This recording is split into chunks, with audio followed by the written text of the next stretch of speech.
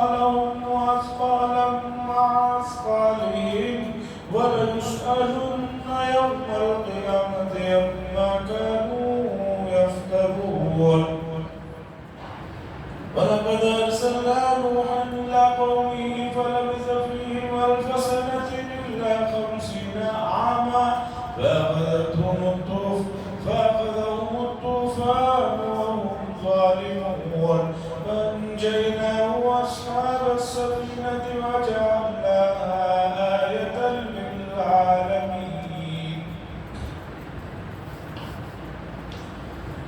حضرات، عنکبوت سورت کی چند آیتیں ہیں جس میں نے آپ کے سامنے پڑھا، اور یہ مکہ المکرمہ کے اس زمانے میں نازل ہوئی ہے جس زمانے میں کفار و مشرکین کی ظلم و زیادتیاں بالکل آخری حد پر تھی، عروج پر تھی، اور مشرکین نے جو کمزور مسلمان تھے ان سے یہ کہا کہ بھئی تم لوگ ہماری راہ پر چلو، یعنی تم لوگ ایمان کو چھوڑو، کفر و شرک میں آ جاؤ۔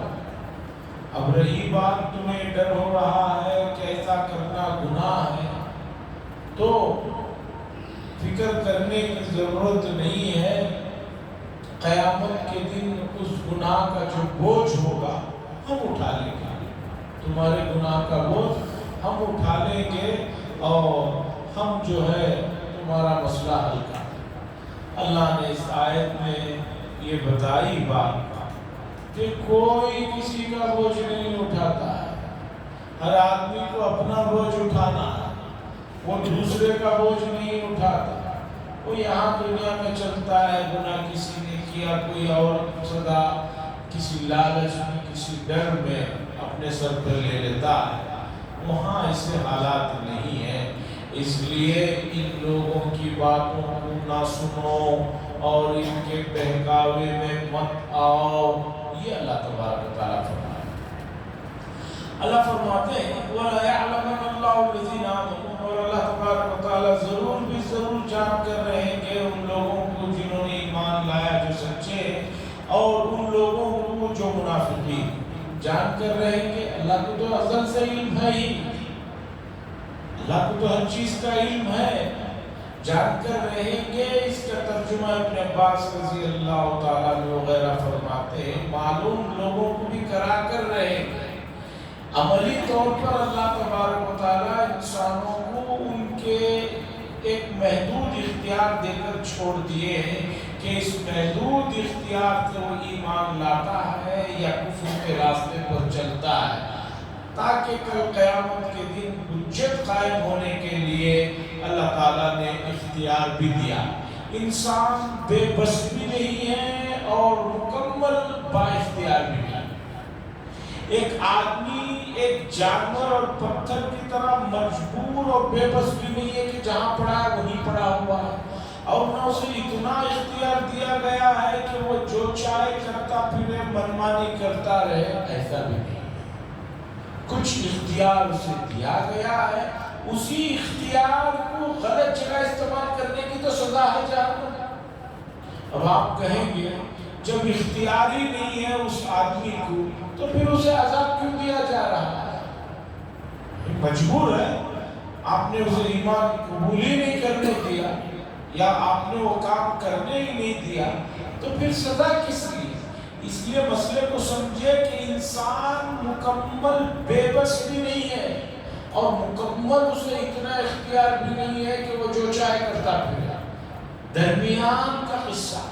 اس مسئلے کو سمجھنے کے لیے حضرت علی رضی اللہ تعالیٰ عنہ کی بات زیادہ آپ کو آسانی سے اس مسئلے کو سمجھا سکے۔ حضرت علی رضی اللہ تعالیٰ عنہ نے حضرت علی رضی اللہ تعالیٰ عنہ سے ایک صاحب نے آ کر پوچھا کہ تقدیر کیا چیز ہے؟ آپ نے فرمایا کھڑے ہو جائے۔ وہ کھڑا ہو گیا، اس سے کہا ایک پیر اپنا اوپر اٹھا۔ اب وہ آدمی اپنا ایک پیر اوپر اٹھا لیا، ایک پیر پر کھڑا ہو گیا۔ حضرت علی رضی اللہ تعالیٰ عنہ نے فرمایا دوسرا پیر بھی اٹھا۔ اس نے کہا نہیں ہو سکتا، گر جاؤ. کہا یہی تقدیر ہے کہ تم اتنے مجبور بھی نہیں کہ اپنا پیر بھی نہ اٹھا سکو، اور اتنا بھی تمہیں پاور نہیں دیا گیا ہے کہ تم بغیر سہارے کے دونوں بھی پیر اٹھا لو. یہ سوال ہوتا ہے نا، لوگ کہتے ہیں بھئی اللہ کی مرضی کے بغیر بھئی کیوں نماز نہیں پڑھ رہے، کیوں روزہ نہیں رکھ رہے؟ کہتے ہیں کہ پھر جب اللہ کی مرضی ہوگی تب کر لیں گے. تو گویا وہ الزام پورا اللہ پر ڈال رہے ہیں. بھئی ہمارا کیا ہے، ہم تو مجبور ہیں، بے بس ہیں. اللہ جب توفیق دیں گے تو ہم نماز کو آ جائیں گے، جب توفیق دیں گے ہم سچ بولیں گے، توفیق دیں گے روزے رکھ لیں گے، توفیق دیں گے حج کر لیں گے، توفیق دیں گے وہ گناہوں سے بچ جائیں گے. گویا وہ آدمی یہ کہہ رہا ہے، شیطان نے اسے پٹی پڑھایا ہے کہ بھی تو اگر نماز نہیں پڑھ رہا ہے، اچھے کاموں میں نہیں لگا ہے، تو اس میں تیرا کوئی قصور نہیں ہے، تو مجبور ہے. اللہ کی مرضی ہوگی کر لے گا، اللہ کی مرضی نہیں ہے نہیں کر رہا ہے. یہ بہتوں کو دھوکہ ہوتا ہے. پھر سوال رہے گا کہ بھی جب مرضی نہیں ہے نہیں کر رہے تو پھر سزا کس چیز کی ہے، پکڑ کس چیز کی ہے؟ اس مسئلے میں بہت لوگ بہت دھوکے کھائے ہیں. گزشتہ صدیوں میں بہت فرقے ہو گئے، قدریہ، مرجیہ، جبریہ. مسلمانوں میں بہت سے ایسے فرقے ہو گئے جنہوں نے یہ کہہ دیا کہ بھئی اگر ہم زنا بھی کر رہے ہیں تو اس پر کوئی پکڑ نہیں ہے، اس لیے کہ ہم نے اپنے اختیار سے نہیں کیا. اس طرح کے ان کے خیالات ہو. تو اسے سمجھیے کہ اللہ تعالیٰ نے آپ کو جو اختیار دیا ہے اس اختیار کو نہ استعمال کرنا یا غلط جگہ استعمال کرنا، اس پر آپ کی پکڑ ہے. اللہ نے آپ کو پیدا کرنے کے بعد سیدھا رستہ بھی رکھ دیا، غلط رستہ بھی آپ کے سامنے رکھ دیا. اب آپ سیدھے کی طرف چلنا چاہیں گے تو اللہ آپ کو اس طرف اور بڑھائیں گے. اب اگر آپ ادھر جانا چاہیں گے تو آپ کو ادھر بڑھانا چاہیں گے. ایک کالج میں جہاں تعلیم ہوتی ہے ماحول دونوں طرح کا رہتا ہے. کوئی بہت آگے پڑھ کر پڑھنا چاہے تو اس کے لیے بھی وہاں لائبریری ہے، ٹیچرز ہیں، پروفیسرز ہیں، ان سے ملے، پوچھے، پڑھے، آگے بڑھے. اور ایک آدمی وہی اسی کالج میں شیطان بننا چاہتا ہے تو اس کے لیے بھی راستے رہتے ہیں کہ بھی کالج کو نہیں جا رہا ہے، یا غلط لڑکوں کے ساتھ بیٹھ رہا ہے، غلط عادتیں سیکھ رہا ہے جیسے کہ ہوتا ہے. تو آپ کو جو سزا یا ثواب جو مل رہا ہے وہ آپ کے اختیار کو آپ کے استعمال کی وجہ سے مل رہا ہے. اس لیے شیطان کے اس دھوکے میں مت آئیے کہ میں تو مجبور ہوں. اگر آپ تقدیر کو اتنا ہی مانتے ہیں تو ایک لقمہ بھی پیٹ میں مت ڈالیے. آپ کہہ دیجئے کہ بھئی جب میرے پیٹ میں جانا ہوگا خود ہی کھانا جو ہے برتن میں آئے گا، برتن سے سیدھا اٹھ کے اندر چلا جائے گا. لیکن نہیں، آدمی اٹھتا ہے، ہاتھ دھوتا ہے، پلیٹ اٹھاتا ہے، کھانا ڈالتا ہے، پھر اسے سوکھتا ہے، چکتا ہے، چاپتا ہے، اپنے اختیار سے وہ نکلتا ہے. اتنا ہی اگر آپ کو تقدیر اس طرح کا مطلب آپ سمجھ رہے ہیں تو بیت الخلا پیشاب کو بھی مت جائیے، بیٹھے رہیے. پھر جب ہونا ہوگا پیٹ سے نکلے گا چلے جائے. نہیں، آپ فوراً اٹھتے ہیں، فوراً جاتے ہیں، کپڑے اتارتے ہیں، کام کرتے ہیں، فارغ ہو کر آتے ہیں. تو شیطان کے دھوکے ہیں، اسے سمجھیے. تو اللہ فرما رہے ہیں کہ اللہ تبارک و تعالیٰ یہ چیز ظاہر کر کے رہیں گے کہ کون تم میں سے ایمان والے ہیں اور کون تم میں سے منافق ہیں. اب وہ جو کفار نے کہا تھا کمزور مسلمانوں کو، ان کی بات اللہ ذکر کرے. وقال الذین کفروا، اور کہا ان لوگوں نے جو انکار کے راستے پر چل پڑے تھے، منکرین تھے، اللہ کے کفر میں پڑے ہوئے تھے، للذین آمنوا، ان لوگوں سے جو ایمان والے ہیں، اتبعوا سبیلا، ہمارے راستے پہ چلو، تم بھی جو ہے اسلام کو چھوڑو اور بگڑ جاؤ، ہمارے راستے پر آ جاؤ. وَلْنَحْمِلْ خَطَايَاكُمْ، ہم تمہارے گناہوں کو، تمہارے بوجھ کو اٹھا لیں گے. بھئی تم ایمان سے ہاتھ دھو گے تو تمہیں یہی ڈر رہنا کہ گناہ ہو گے ہمارے سر پہ آئے گا. ہم اس بوجھ کو اٹھا لیں گے. وَمَا هُمْ بِحَامِلِينَ مِنْ خَطَايَاهُمْ مِنْ شَيْءٍ، اللہ فرما رہے ہیں یہ کسی کے بوجھ کو اور خطاؤں کو نہیں اٹھائیں گے. اِنَّهُمْ لَكَاذِبُونَ، جھوٹ بول رہے ہیں، ایسا نہیں ہوگا، یہ جھوٹے ہیں. قرآن نے کئی جگہ پر یہ بات کہی، وَلَا تَزِرُ وَازِرَةٌ کا بوجھ کسی کے کندھے پہ نہیں ڈالا جائے گا، یہ دنیا میں چلتا ہے۔ آپ معلوم ہونا چاہیے سینٹرل جیل اور دوسرے جیلوں میں اندر جو تنظیمیں کام کرتی ہیں ان کی رپورٹوں کے مطابق بہت سے مجرم جو جیلوں میں رہتے ہیں انہوں نے کوئی جرم نہیں کیا رہتا ہے، بس وہ اپنی فیملیز اور دوسری لوگوں کی مدد کے خاطر کسی کا گناہ میں سب رہتے ہیں۔ انہوں نے کہہ دیا جج کے سامنے میں نے قتل کیا ہے، میں نے چوری کی ہے، میں نے غلط کام کیا۔ اب قانون جو ہے ثبوتوں کو مانتا ہے، اب سب سے بڑا ثبوت تو کرنے والا ہے، وہ جو مان لیتے ہیں اسے سزا دے دیتے ہیں۔ تو اس طرح کے لوگ بھرے ہوئے ہیں، اور بعض لوگوں کو انصاف ملتا ہے کب؟ جب وہ مر کے دفن ہو کے بھی 20-30 سال ہو جاتے ہیں۔ انصاف کی جو رفتار ہے وہ بہت دھیمی ہے، اور اس دھیمی رفتار سے کام ہوتا رہے گا تو اور جو ہے حالات جو ہے بگڑیں گے۔ اس لیے اللہ کے یہاں ان تمام چیزوں کا انصاف ہوگا اور وہ دن آئے گا۔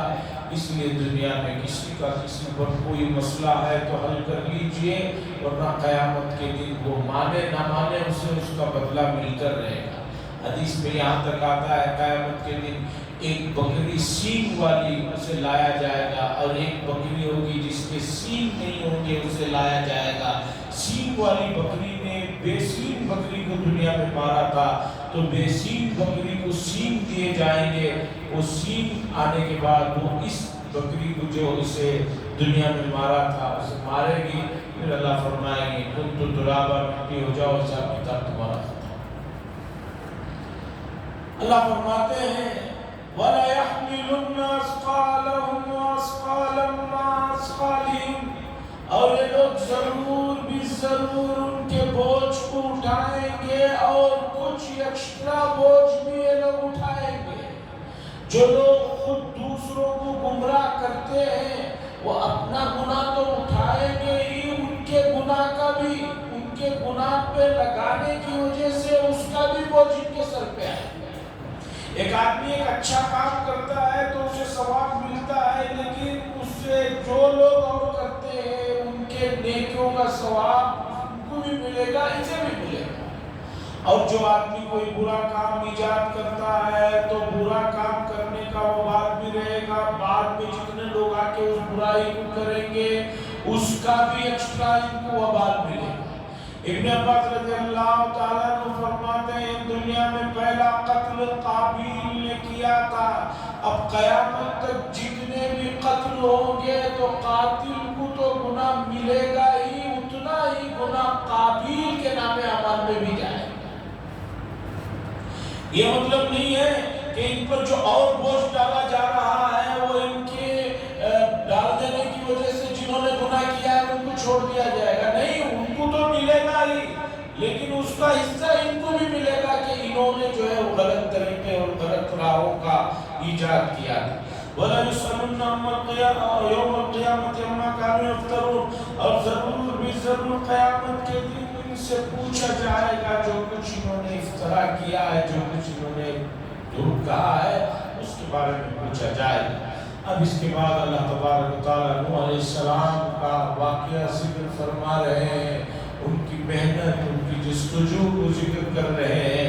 اللہ فرماتے ہیں وَلَقَدْ أَرْسَلْنَا نُوحًا، اور ہم نے نوح علیہ السلام کو بھیجا رسول بنا کر ان کے قوم کی طرف، وہ اس میں رکے رہے 50 کم 1000 سال، 1000 میں 50 کم 950 سال تک وہ رہے۔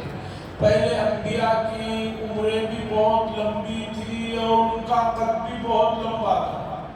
1000 سال نوح علیہ السلام کی نبوت ملنے کے الگ سے عمر لگا لیجئے، پھر طوفان میں قوم برباد ہونے کے بعد چند سال زندہ رہے وہ لگا لیجئے، تقریباً 1100 کے اوپر یا آس پاس عمر تھی حضرت نوح علیہ السلام۔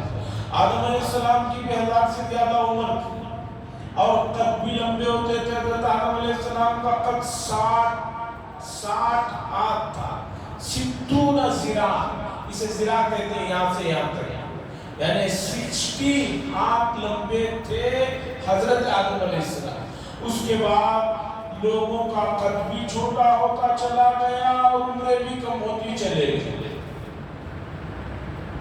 ہوتے ہوتے ہوتے ہوتے اب خط 5 فٹ پر آ گیا ہے اور سالوں میں اور نیچے ہو جائے گا، اور عمریں بھی جو ہے 1100 سے ہوتے ہوتے ہوتے اب 60 کو آ گئے۔ حکومت بھی مانتی ہے کہ 58 میں آدمی کو ریٹائر کر دینا چاہیے، جس کی عمر ہو گئی ہے۔ اب 58 60 کوئی جی لے رہا ہے تو بس ایکسٹرا میں جی رہا ہے۔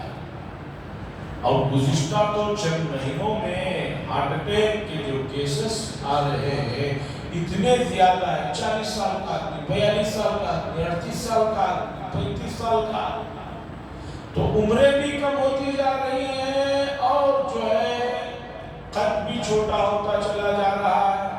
اور اس امت کے لوگوں کا عالم یہ ہے کہ اتنا سب کچھ ہونے کے باوجود ان کی خواہشات اور ان کی پلاننگیں 1000 سال تک۔ بنی اسرائیل یا کسی قوم کو بتایا گیا کہ آخر زمانے کے لوگوں کی جو عمریں ہوں گی وہ 40 50 60 کے آس پاس ہوگا، لیکن وہ اتنے بڑے بڑے گھر بنائیں گے اور ایسے ایسے ان کی پلاننگیں ہوگی۔ تو اس قوم نے کہا اگر اتنی عمر کے لیے ان کی ایسی ایسی پلاننگیں ہیں تو بالکل پاگل ہیں۔ اتنی عمر ہم لوگوں کو ملے تو اتنی عمر تو ہم کسی درخت کے نیچے گزار کر زندگی۔ بے برکتی کا عالم یہ ہے کہ رمضان گیا پھر ایک رمضان آ گیا۔ اب پچھلے رمضان میں بعض لوگوں نے سفر کی وجہ سے، بیماری کی وجہ سے جو روزے چھوڑے تھے وہ پلاننگ کرتے ہی رہ گئے کہ بھی رکھ لیں گے ابھی رمضان آ گیا۔ ابھی آنے کے بعد وہ پچھلے رمضان کے چھوٹے ہوئے روزے یاد نہیں رہتے، اور اس سے پہلے کے تو وہ تو پوچھیے ہی نہیں۔ اب اس رمضان میں بھی جو ہے کسی کو ایگزام کا مسئلہ آ گیا، کسی کو انٹرویو کا مسئلہ، کسی کو جاب کا مسئلہ، 2-4 روزے ادھر ادھر کر دیتے ہیں۔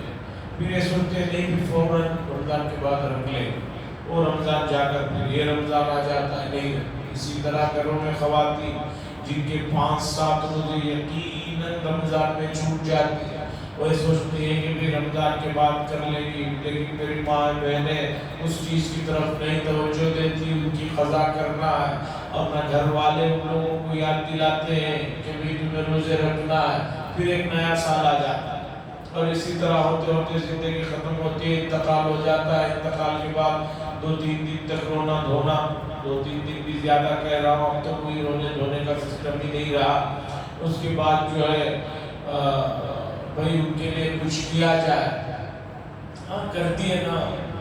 انتقال کے بعد قبرستان سے پورے لوگ آئے تھے، بریانی بنا کر کھلا دیا گیا ہے۔ اب انشاءاللہ 40ویں دن بھی کھلا دیں گے، پھر 6 مہینے میں کھلا دیں گے۔ کن کو کھلا رہے ہیں؟ پورے مالدار لوگ آ کر کھا رہے ہیں، جن کو کھلانے سے ثواب بھی نہیں ملتا۔ بھائی ان کی چھوٹی ہوئی نمازیں اور روزوں کا کیا؟ نہیں پڑھ لیتے تھے، کتنا پڑھتے تھے کتنا چھوڑتے تھے، ان کے اپنے قریبی رشتہ داروں کی ذمہ داری ہے۔ فدیہ ان کا نکاح ہوگا، فدیہ سنتے ہیں تو پھر واپس ہی نہیں آتے مسئلہ پوچھنے کے لیے۔ تو عزیزان گرامی، اپنا کام خود آدمی دیکھ لے اور کر لے۔ اللہ فرماتے ہیں 950 سال تک اللہ کی طرف بلاتے رہے، فَأَخَذَهُمُ الطُّوفَانُ، پھر ان کو طوفان نے ان کی قوم کو طوفان نے پکڑ لیا، اور ہم ظالمون، اور ظالم لوگ۔ وہ تفصیلات کئی مرتبہ حضرت نوح علیہ السلام کے پہلے گزر چکے۔ فَأَنْجَيْنَاهُ، بس ہم نے ان کو نجات دیا، وَأَصْحَابَ السَّفِينَةِ، اور کشتی والوں کو بھی نجات دی، وَجَعَلْنَاهَا آیَةً لِلْعَالَمِينَ، اور ہم نے بنا دیا عالم والوں کے لیے، جہاں والوں کے لیے عبرت۔ نوح علیہ السلام اور ان کی قوم کے واقعے میں بہت بڑی عبرتیں ہیں۔ اس کے بعد پھر اللہ تبارک و تعالیٰ حضرت ابراہیم علیہ السلام کا واقعہ ذکر فرما رہے ہیں، چونکہ حضرت ابراہیم علیہ السلام ایک معروف اور مسلم شخصیت تھی سبھی مذہب والوں کے پاس۔ یہود بھی مانتے تھے، نصارہ بھی مانتے تھے، مشرکین بھی کہتے تھے کہ بھئی کعبے کو بنانے والے حضرت ابراہیم ہیں، وہ بھی مشرک تھے، ہم بھی مشرک ہیں۔ تو اللہ تعالیٰ نے ابراہیم علیہ السلام کا بھی تذکرہ، ان کی قوم کا تذکرہ تفصیل کے ساتھ کیا۔ انشاءاللہ العزیز مضامین آگے آئے گی۔ اب ہمارے اور رمضان المبارک کے درمیان میں بہت کم فاصلہ رہ گیا ہے، تو میں چاہتا ہوں کہ ماہ مبارک کے سلسلے میں ایک مرتب ٹائم ٹیبل ہر آدمی اپنا بنا لے۔ کیا ٹائم ٹیبل بنا لے؟ اتنا ٹائم ٹیبل بنا لے کہ مجھے کسی بھی حال میں روزے نہیں چھوڑنا ہے۔ پہلا کام یہ ہے کہ روزے نہیں چھوڑنا ہے۔ چھوٹے چھوٹے بہانے، سر کا درد، پیٹ کا درد، منہ کا درد، اگر کوئی بیمار ہے تو دیندار معتبر ڈاکٹر، مسلمان دیندار معتبر، اس لیے کہ مسلمانوں میں بھی ایسے بہت سے ڈاکٹر ہیں جن کو نماز، روزہ، زکوٰۃ کا کچھ پتہ نہیں ہے، اس لیے ان کی بات کا اعتبار نہیں۔ دیندار مسلمان معتبر ڈاکٹر یہ کہے کہ صاحب آپ اس مہینے میں آپ کی موجودہ کنڈیشن میں روزہ نہیں رکھ سکتے، 2-4 مہینے کے بعد جب آپ کی طبیعت اچھی ہو جائے گی تب رکھیے، موجودہ جو آپ کا بی پی ہے اللہ نہ کرے، موجودہ اللہ نہ کرے جو شوگر ہے اور جو دوسرے مسائل ہیں آپ نہیں رکھ سکتے تو روزہ چھوڑنے کی اجازت ہے۔ ٹائم ٹیبل میں پہلی چیز ہماری یہ ہے کہ روزوں کو کسی بھی حال میں نہیں چھوڑنا۔ نمبر 2، نمازیں تو رمضان میں بھی فرض ہے، رمضان کے علاوہ بھی فرض ہے۔ ایسا نہ سمجھے کہ حضرت تو صرف رمضان میں نمازوں کی بات کر رہے تھے، باقی سال تو چھوڑ سکتے نہیں۔ رمضان میں اور زیادہ اس بات کی پابندی کریں کہ نمازیں جماعت کے ساتھ تکبیر اولیٰ کے ساتھ پڑھیں۔ اس لیے کہ بہت سے روزے دار روزے کی ایک فرض کی خوشی میں 3 فرض نمازیں اڑا دیتا ہے۔ فجر کی نماز میں شروع میں تو عالم یہ رہتا ہے، میں اپنے جو ریگولر مصلی ہیں ان کو تسلی دیتا ہوں، 2-4 دن کا مسئلہ ہے، ٹینشن مت لیجیے، ایسا عالم رہتا ہے کہ بھئی جگہ نہیں ملتی، پھر روزوں کی تعداد ادھر بڑھتی جاتی رہتی ہے اور مصلیوں کی تعداد گھٹتی جاتی رہتی ہے، اور خاص طور پر عشاء میں پھر آخر میں یہ عالم ہو جاتا ہے، ہم وہی مخصوص چند افراد رہ جاتے ہیں۔ پروگرام میں دوسری چیز، جماعت کے ساتھ مرتب طریقے پر تکبیر اولیٰ کے ساتھ نماز پڑھیں، کہیں بھی پڑھیں، اس مسجد میں پڑھیں، اس مسجد میں پڑھیں، راستے میں کہیں رکے، ویسی پلاننگ کر کے جو ہے نمازوں کی پابندی کریں۔ تیسرا، اس ماہ مبارک میں آپ کو اللہ کے قریب ہونے کے لیے جو چیز اختیار کرنی ہے وہ آپ کو روزانہ کم از کم 2 سے 2.5 پارے پڑھنے کی ترتیب بنانا ہے۔ جو لوگ 10-20 پڑھتے وہ کم نہ کرتے، ایسے بہت کم لوگ ہیں، وہ اپنا معمول رکھیں۔ یہ جو نارمل لوگ ہیں ان کو کہہ رہا ہوں میں کہ کم از کم 2.5 پارے کی ترتیب رکھیے، کسی بھی طرح۔ 75 نماز کو آ رہے ہیں، 10-15 منٹ ایکسٹرا بیٹھ جائیے، یہ کر لیجیے۔ یہ تیسرا کام ہے، قرآن مجید کو اہتمام کے ساتھ، شدت کے ساتھ اس ماہ مبارک میں پڑھنا۔ جن حضرات کو قرآن مجید پڑھنا نہیں آتا ان کی ذمہ داری اور بڑھ جاتی ہے کہ وہ قرآن کو سیکھیں۔ اور رمضان میں اللہ نہ کرے آپ ایسے جنگل میں جا کر رہ گئے جہاں کوئی آپ کو قرآن سکھانے والا نہیں ہے، تو کم از کم جو قرآن پڑھ رہے ہیں انہی کا بیٹھ کر سن لیا کریں، پڑھنے والے کو بھی ثواب، سننے والے کو بھی ثواب۔ تیسرا مسئلہ ہے خاص طور پر نوجوانوں کہ اس 1 مہینے میں جو سوشل میڈیا پر بہت ایکٹیو رہتے ہیں اور سمجھ رہے ہیں کہ پورے ملک کو، پوری دنیا کو ہمارے سوشل میڈیا نے سنبھال رکھا ہے، وہ ذرا سوشل میڈیا سے دور ہو جائے۔ اور کوئی مشکل کام نہیں، ضروری چیز جو ہوتی ہے وہ انسان کے لیے ایک ہی ہے، وہ ہے ہوا، کہ ہوا نہیں آدمی بن جاتا۔ باقی جتنی بھی چیزیں ہیں وہ ضروریات میں سے نہیں ہے۔ کیا آپ کہیں گے میں فون کے بغیر مر جاؤں گا، پاگل ہو جاؤں گا؟ نہیں ہوں گے۔ آپ ٹرائی تو کریں، کم تو کریں، اس کے بغیر مسئلہ حل ہے۔ تو سوشل میڈیا کی ایکٹیویٹیز سے آپ بچیں۔ 5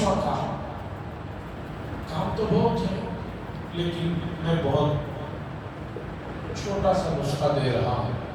5واں کام یہ ہے کہ آپ جو 5 نمازیں پڑھ رہے ہیں، چاہے فرض نماز کے بعد ہو یا آپ اپنی نماز جو پڑھیں گے، نفل سنت جو پڑھیں گے، اس کے بعد آپ کا دل مانے نہ مانے 2-4 منٹ دعا کرنے کی عادت بنائیں۔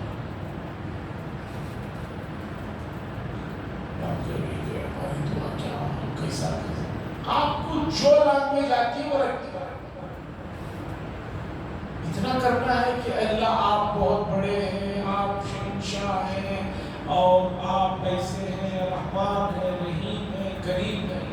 اے اللہ میں گنہگار ہوں، مجھے میری حالت آپ کے سامنے ہے، اے اللہ مجھے معاف فرما، مجھے معاف فرما۔ اس طرح ہر نماز کے بعد آپ اپنے طریقے پر دعا کرنے کی عادت بنائیں۔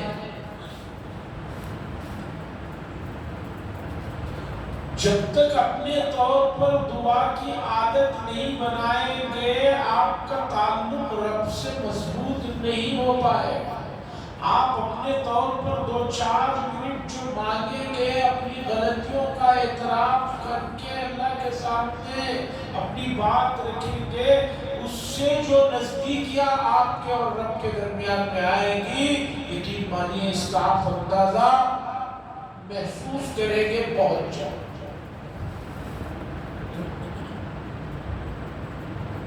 بہت سے بچے چیزیں نہیں کھاتے، چیز وہ سمجھ میں نہیں آ رہی ہوتی، دور سے ماں باپ چاہتے ہیں کسی طرح کھا لے۔ ماں باپ کو معلوم ہے کہ قیمتی چیز ہے، ایک مرتبہ ایک چکلے گا پھر چھوڑے، پھر ماں باپ اپنا دماغ لگاتے ہیں، یہ کرتے ہیں۔ ہر آدمی اپنے اپنے طور پر اپنے بچوں کو کھلانے کے لیے جو جتن کیے ہیں، کر رہے ہیں، وہ ان کو معلوم۔ یہی چیز ان کو سمجھ میں نہیں ہے۔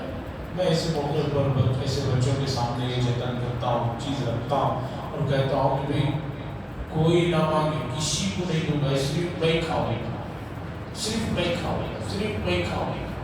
اس طرح جب کہتے ہیں تو مجبور ہو کے آگے آتے ہیں، تھوڑا سا منہ کھولتے ہیں، جب ڈالتے ہیں پھر جب وہ چیز مجھے پتہ چلتی ہے تو اب ماں باپ کو ٹینشن فری ہو جانا چاہیے کہ وہ چیز جب بھی دیکھیں گے بچے کھاتے چلے جاتے۔ اسی طرح یہ جو دعا کا نسخہ دے رہا ہوں، اس نسخے کو پکڑ لیجیے۔ مسجد میں بیٹھ کر رہے ہیں، بڑی اچھی بات ہے۔ اکیلے قرآن پڑھنے کی بات کر رہے ہیں، اور بڑھیا بات۔ اور اگر اسی نسخے کو، اسی چیز کو سحری پہ اٹھنے کے وقت، سحری کرنے سے پہلے اگر کم از کم 2 رکعت بھی پڑھ کر اس نسخے کو پکڑ لیں گے، خدا کی قسم آپ اندازہ نہیں لگا سکیں گے کہ آپ معرفت کے کون سے مراحل طے کرتے چلے جا رہے ہیں۔ اس لیے یہ نسخے پر ہماری بہت گزارش ہے، مانگنے کی عادت ڈالیں، اللہ سے مانگنے کی عادت ڈالیں۔ اور نہیں مانگ سکتے تو آپ اپنی حالت رکھیں، اے اللہ آپ معلوم ہے میں بیمار ہوں، اے اللہ آپ معلوم ہے میں مسائل میں گھرا ہوں، جو بھی ہے۔